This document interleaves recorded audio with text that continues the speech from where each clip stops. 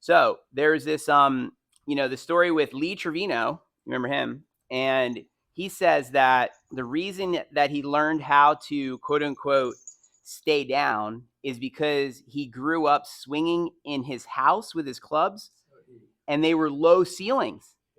And he said he'd get yelled at if he hit the ceiling by his mom, and so basically that's why he says he learned to stay quote unquote down. See, what's happening is when you're going up, you're actually following your club up. Okay, so if you would switch with me a moment, I'll demonstrate first.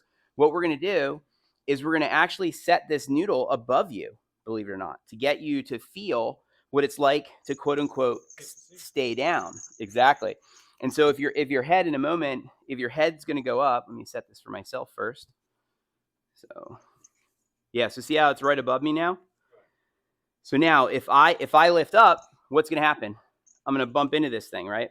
Now this is obviously a training tool to get you kind of aware of your movement, right? Then eventually you get on the course and think, oh, there's that thing above me. I have to stay below it. And then it'll start to click. And just so you know, I'm not sure if I mentioned this, but watch the TV real quick. With a lot of the training stuff that I do, I learned about this Meg Golf training system during the PGA schooling I went to, and how having physical barriers actually expedites learning for students. And so see all these players doing different things.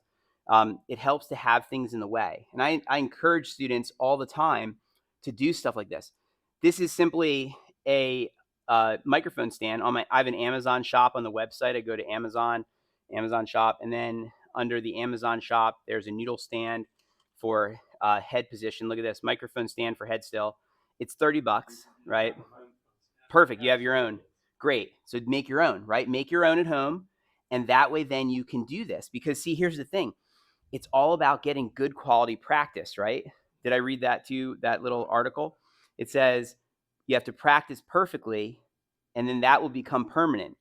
If you practice incorrectly, well, then you're just perfect. You get it. Okay, so in a moment here, I'm going to hit a shot for you where I stay below this noodle. As you can see, it's right above my head. And then let's see what I just did here for you.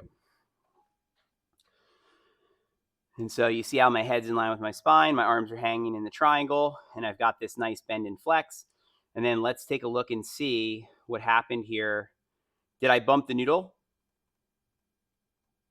Did I bump the noodle? Do you remember? I don't think so. I don't think I bumped it. Let's see if I did or not. That's not a great box. Let me draw a better box here. There we go. That'd be a better box. Here we go. Okay, so let's see as I took it back. Look at this. I actually went down lower than it slightly, right? And notice by doing this, what did this do? This forced me to keep these postural angles on the way to the top.